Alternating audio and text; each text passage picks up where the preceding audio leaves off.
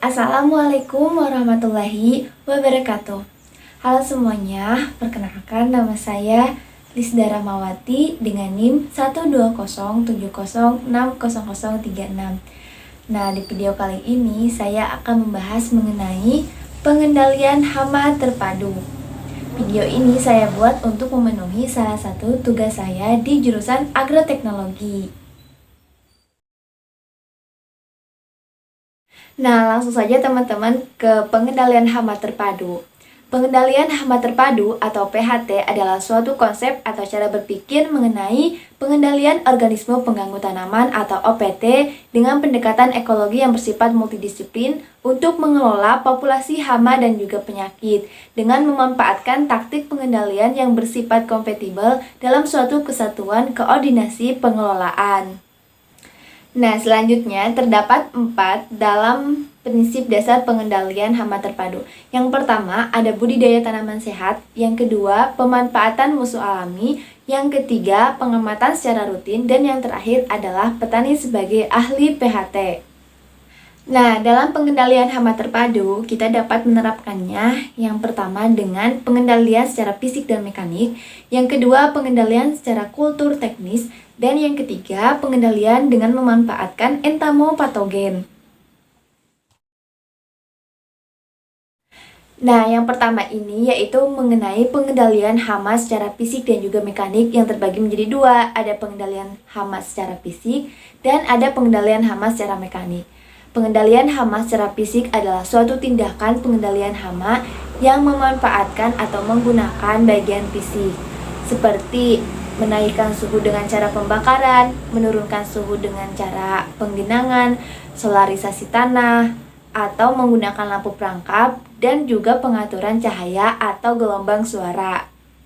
Nah, selanjutnya adalah pengendalian hama secara mekanik. Pengendalian hama secara mekanik adalah suatu tindakan mematikan hama secara langsung, baik menggunakan tangan atau menggunakan alat bantu. Pengendalian hama secara fisik ini dapat dilakukan dengan yang pertama, menggunakan tanaman perangkap, menggunakan perangkap feromon, menggunakan perangkap cahaya, dan juga menggunakan perangkap warna kuning atau yang lebih dikenal dengan yellow trap. Nah, di video kali ini juga saya akan mempraktikkan bagaimana cara membuat yellow trap. Tetapi sebelumnya kita harus mengetahui bahwa pada umumnya yang namanya serangga akan tertarik terhadap cahaya, warna, aroma, dan juga bau tertentu.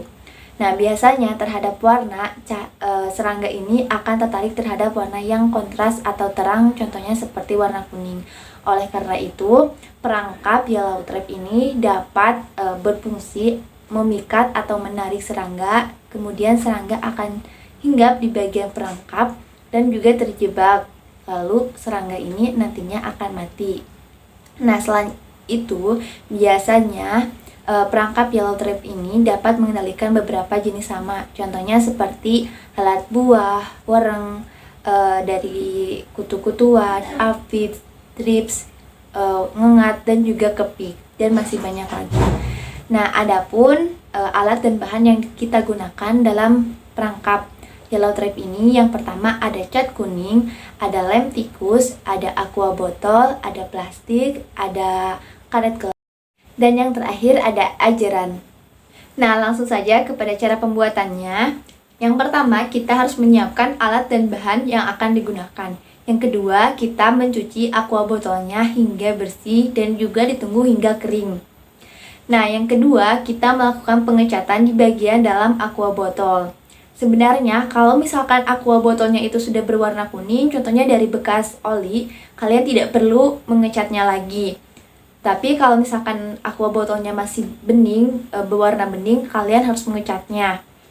Nah, dilakukan di bagian dalam aqua botol. Kenapa sih harus di bagian dalam?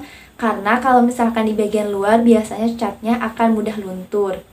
Kemudian yang ketiga, dilakukan pengeringan menggunakan cahaya matahari. Nah, biasanya kalau misalkan cuaca mendukung, tidak sampai 1 hari bagian dalam botol ini akan kering. Tapi kalau misalkan tidak mendukung cuacanya, butuh beberapa hari hingga bagian cat dalamnya itu kering. Nah, setelah dikeringkan, aqua botol kita ambil, lalu kita bungkus menggunakan plastik. Kenapa sih Kak harus menggunakan plastik? Sebenarnya kita juga bisa tidak menggunakan plastik, tetapi penggunaan plastik ini agar nantinya perangkap lihat kuning ini atau yellow trap ini dapat digunakan berulang-ulang kali. Jadi kita tidak perlu repot-repot membuatnya lagi. Nah, kemudian kita ikat dengan menggunakan karet gelang. Dan selanjutnya kita oleskan lem tikus ke bagian plastik hingga merata. Nah, kenapa sih Kak harus menggunakan lem tikus? Apa boleh menggunakan yang lain? Tentu saja boleh menggunakan yang lain seperti menggunakan double tip. Tetapi kenapa di sini saya menggunakan lem tikus? Karena biasanya lem tikus ini lebih kuat untuk merekat nantinya hama yang akan hinggap. Jadi kalau misalkan menggunakan double tip, biasanya kalau terkena air hujan itu daya rekatnya itu akan berkurang. Nah, selanjutnya botol yang sudah siap kita masukkan ke dalam ajeran dan perangkap yellow trap siap digunakan. Nah, kenapa sih Kak kita menggunakan ajeran? Sebenarnya boleh-boleh saja perangkap lihat kuning ini digantung, tapi karena di sini saya mengaplikasikannya pada sayuran yang kira tingginya itu mencapai 20 cm, jadi saya menggunakan ajeran. Nah, ini adalah salah satu contoh penerapan yellow trap pada tanaman pakcoy, dan ini adalah hama yang terperangkap pada perangkap yellow trap di hari ke-1 dan ke-2.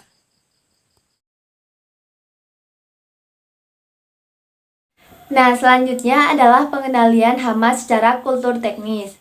Pengendalian hama secara kultur teknis adalah pengendalian OPT dengan cara mengelola lingkungan atau ekosistem sedemikian rupa sehingga ekosistem tersebut menjadi kurang cocok bagi kehidupan dan juga keberlangsungan hama.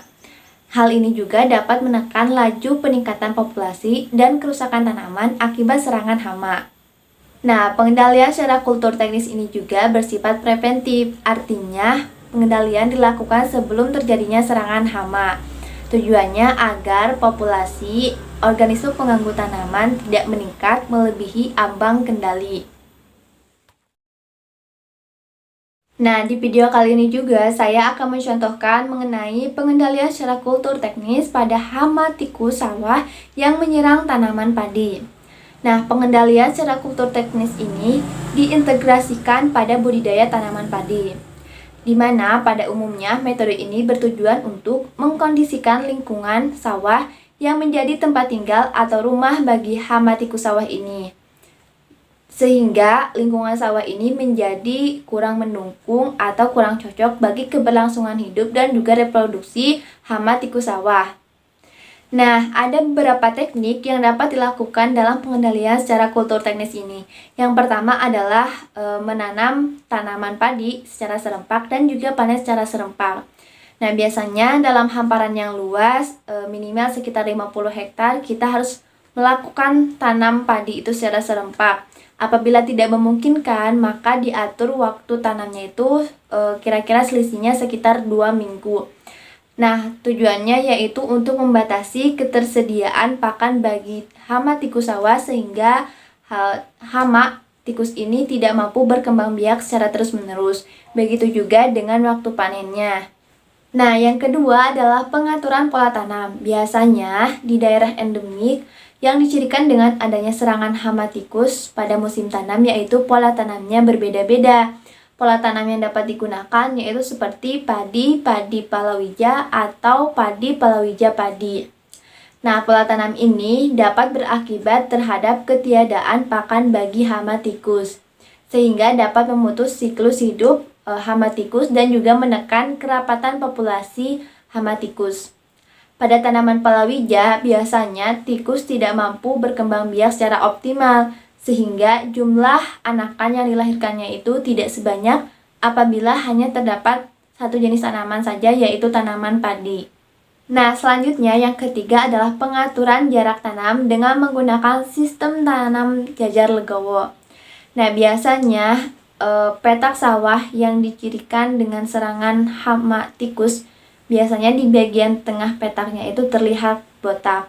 Dan pada serangan yang lebih berat, biasanya daerah tersebut itu akan meluas hingga ke bagian tepi pematang sawah dan hanya menyisakan 1-2 baris tanaman padi di bagian pinggir atau di bagian sekitar pematang sawah.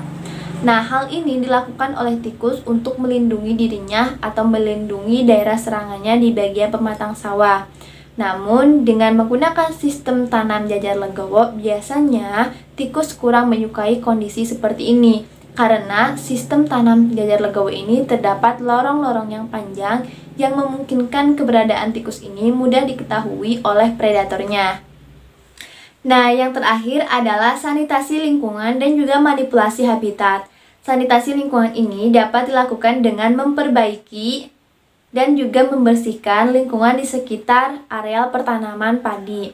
Hal ini dapat dilakukan dengan cara membersihkan dari gulma, membersihkan dari semak belukar, memperbaiki tanggul-tanggul saluran irigasi, dan juga memperbaiki pematang sawah. Hal ini dapat mengakibatkan tikus merasa tidak nyaman untuk dan juga berkembang biak. Selain itu, kita juga dapat memperkecil pematang sawah, kira-kira ukurannya sekitar lebar dan tingginya itu sekitar 30 cm. Hal ini dapat mengakibatkan tikus menjadi kurang nyaman untuk membuat sarangnya. Nah, selanjutnya yang ketiga adalah pengendalian dengan memanfaatkan entomopatogen. Entomopatogen adalah patogen yang memiliki prospek bagus terhadap pengendalian hama dan telah banyak dimanfaatkan secara luas dalam pengendalian secara hayati. Salah satu alternatif yang dapat dilakukan adalah dengan aplikasi entomopatogen metarhizium, di mana metarhizium ini adalah entomopatogen yang bersifat toksis terhadap hama serangga yang menyerang tanaman. Adapun alat dan bahan yang saya gunakan pada pengendalian secara entomopatogen ini, yang pertama ada sprayer atau botol semprot, yang kedua ada gelas ukur, ada teko, ada gelas minum atau bisa diganti dengan wadah yang lainnya. Yang keempat ada penggaris, ada peniti, ada plastik, ada karet gelang, ada handphone, ada patok, dan juga alat tulis.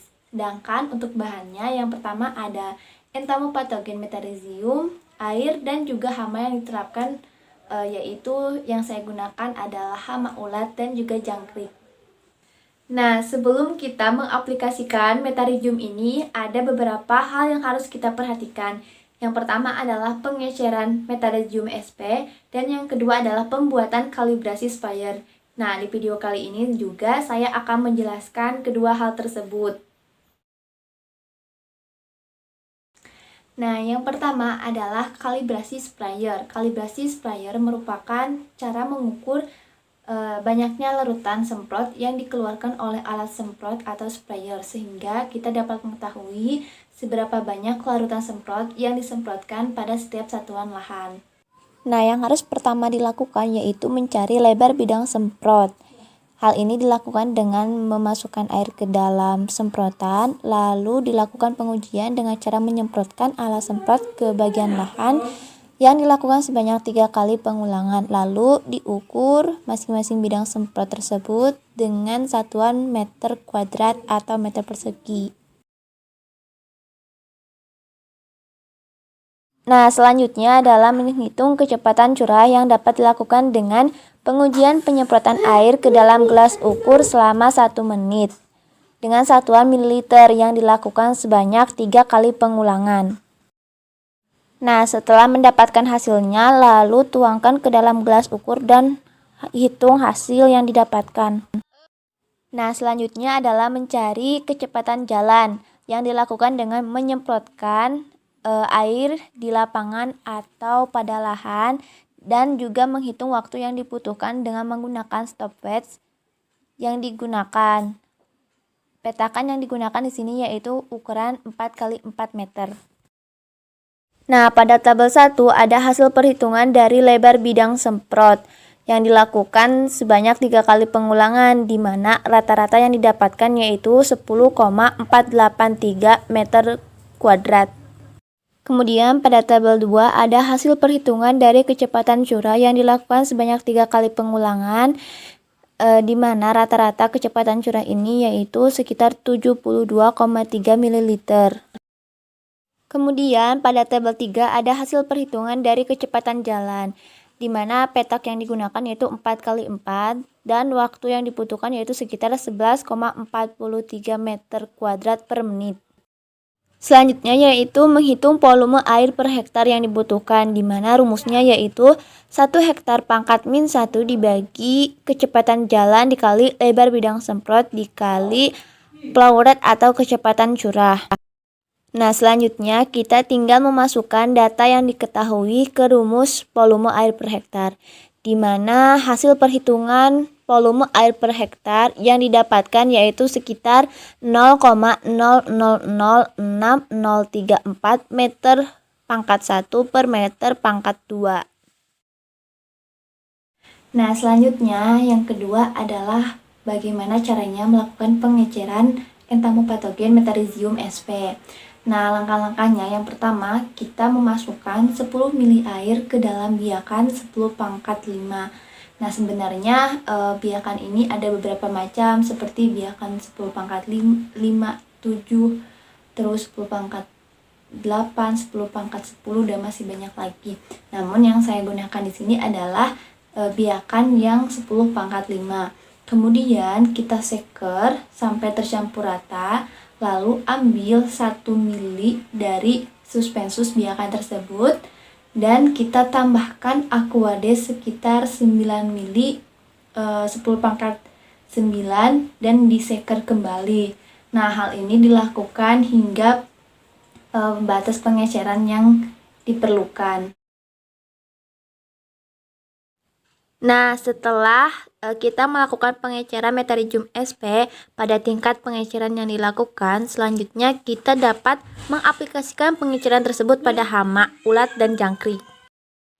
Kemudian masukkan hama, ulat, dan jangkrik ke dalam gelas yang digunakan.